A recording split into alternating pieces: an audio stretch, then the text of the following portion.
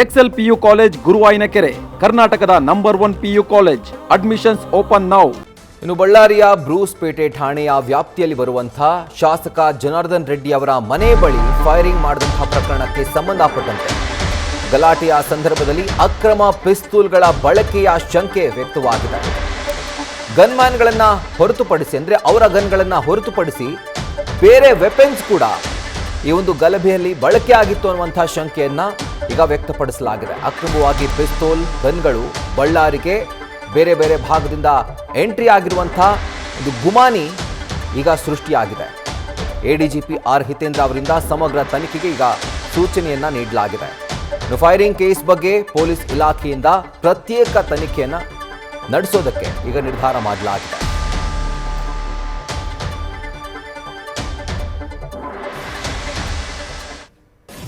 ಇದರ ಕುರಿತಾಗಿ ಡೀಟೇಲ್ಸ್ ಅನ್ನ ಕೊಡ್ತಾ ಹೋಗ್ತಾರೆ ನಮ್ಮ ಪ್ರತಿನಿಧಿ ಶಿವಕುಮಾರ್. ಈಗ ಬಳ್ಳಾರಿಯಲ್ಲಿ ಪ್ರೈವೇಟ್ ಗನ್ಮ್ಯಾನ್ಗಳ ಗನ್ ಅಷ್ಟೇ ಸದ್ದು ಮಾಡಿತ್ತು ಅನ್ನುವಂಥ ಒಂದು ಮಾಹಿತಿ ಎಲ್ರಿಗೂ ಕೂಡ ಇತ್ತು. ಆದರೆ ಈಗ ಅಕ್ರಮ ವೆಪನ್ಗಳು ಬಳ್ಳಾರಿಗೆ ಎಂಟ್ರಿ ಕೊಟ್ಟು ಅವುಗಳು ಕೂಡ ಸದ್ದು ಮಾಡಿದ್ವು ಅನ್ನುವಂಥ ಮಾಹಿತಿ ಈಗ ಲಭ್ಯವಾಗ್ತಾ ಇದೆ. ಹಾಗಿದ್ರೆ ಬರೀ ಗನ್ಗಳಷ್ಟೇ ಅಲ್ಲ, ಒಂದು ವೇಳೆ ಗನ್ಗಳು ಎಂಟ್ರಿ ಆಗಿದ್ರೆ ಬೇರೆ ಭಾಗದಿಂದ ಅಂದ್ರೆ ಹೊರಗಡೆಯಿಂದ ಜನರು ಕೂಡ ಅಲ್ಲಿ ಎಂಟ್ರಿ ಆಗಿದ್ರು ಅನ್ನುವಂಥದ್ದು ಬಹುಶಃ ಎಲ್ಲೋ ಒಂದ್ ಕಡೆ ಹೌದು ಅಂತ ಅನಿಸ್ತಾ ಇದೆಯಲ್ವಾ?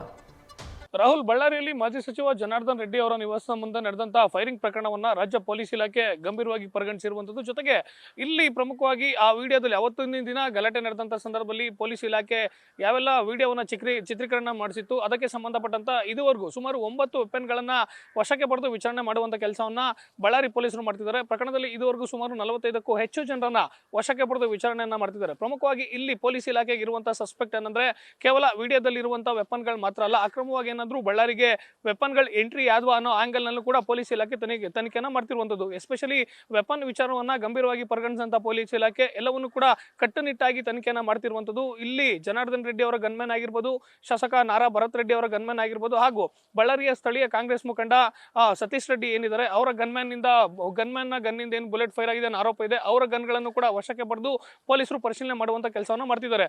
ವಿಡಿಯೋದಲ್ಲಿ ಇದ್ದಂತೆ ಸುಮಾರು 9 ಗನ್ಗಳ ಅಂದ್ರೆ 9 ವೆಪನ್ಗಳು ಏನು ವಿಡಿಯೋದಲ್ಲಿ ಪ್ರಾಥಮಿಕವಾಗಿ ಪೊಲೀಸರಿಗೆ ಮಾಹಿತಿ ಸಿಕ್ಕಿದೆ, ಅವುಗಳನ್ನ ಈಗ ಆಲ್ರೆಡಿ ವಶಕ್ಕೆ ಪಡೆದು ಸಾಮ್ಯತೆ ಮಾಡುವಂತ ಕೆಲಸವನ್ನ ಮಾಡ್ತಿದ್ದಾರೆ. ಅಂದ್ರೆ ಪೊಲೀಸ್ ಇಲಾಖೆ ಈಗ ಆಲ್ರೆಡಿ 9 ವೆಪನ್ಗಳಿಂದ ಕೆಲವೊಂದಷ್ಟು ಬುಲೆಟ್ಸ್ ಆಗಿರ್ಬೋದು, ಜೊತೆಗೆ ಗನ್ಗಳನ್ನ ವಶಕ್ಕೆ ಪಡೆದು ಅವುಗಳನ್ನ FSL ಗೆ ಕಳಿಸಿ ಸಾಮ್ಯತೆ ಮಾಡುವಂತ ಕೆಲಸವನ್ನ ಒಂದ್ ಕಡೆ ಮಾಡ್ತಿದ್ದಾರೆ. ಮತ್ತೊಂದ್ ಕಡೆ ವಿಡಿಯೋದಲ್ಲಿ ಇದ್ದಂತಹದನ್ನ ಹೊರತುಪಡಿಸಿ ಬೇರೆ ಏನಾದ್ರೂ ಅಕ್ರಮವಾಗಿ ಬಳ್ಳಾರಿಗೆ ವೆಪನ್ಗಳು ಎಂಟ್ರಿ ಆದ್ವಾ ಅನ್ನೋ ಆಂಗಲ್ ನಲ್ಲೂ ಕೂಡ ಪೊಲೀಸ್ ಅಧಿಕಾರಿಗಳು ತನಿಖೆಯನ್ನು ಮಾಡ್ತಿರುವಂತದ್ದು. ಅದರಲ್ಲೂ ಪ್ರಮುಖವಾಗಿ ರಾಜ್ಯದ ಕಾನೂನು ಸುವ್ಯವಸ್ಥೆ ಇಲಾಖೆ ಎಡಿಜಿಪಿ ಆಗಿರುವಂತಹ ಹಿತೇಂದ್ರ ಅವರು ಖುದ್ದು ಬಳ್ಳಾರಿ ವಲಯದ ಅಧಿಕಾರಿಗಳಿಗೆ ಸೂಚನೆಯನ್ನ ಕೊಟ್ಟಿರುವಂತದ್ದು. ಬಳ್ಳಾರಿಗೆ ಏನಾದ್ರೂ ಅಕ್ರಮವಾಗಿ ವೆಪನ್ಗಳು ಬಂದಿದ್ಯಾ ಈ ಆಂಗಲ್ ನಲ್ಲಿ ಕೂಡ ತನಿಖೆಯನ್ನ ಮಾಡಬೇಕು. ಜೊತೆಗೆ ಮೇಲ್ನೋಟಕ್ಕೆ ಸಾಕಷ್ಟು ಜನ ವಿಡಿಯೋದಲ್ಲಿ ಸ್ಥಳೀಯರನ್ನ ಹೊರತುಪಡಿಸಿ ಬೇರೆ ಜನ ಅಲ್ಲಿ ಗಲಾಟೆ ನಡೆದಂತ ಸ್ಥಳಕ್ಕೆ ಬಂದಿರುವಂತದ್ದು ಸ್ಪಷ್ಟವಾಗಿರೋದ್ರ ಹಿನ್ನೆಲೆಯಲ್ಲಿ ಈ ಆಂಗಲ್ ನಲ್ಲೂ ಕೂಡ ಸದ್ಯ ಪೊಲೀಸ್ ಇಲಾಖೆ ಅಧಿಕಾರಿಗಳು ತನಿಖೆಯನ್ನು ಮುಂದುವರಿಸಿರುವಂತದ್ದು. ರಾಹುಲ್.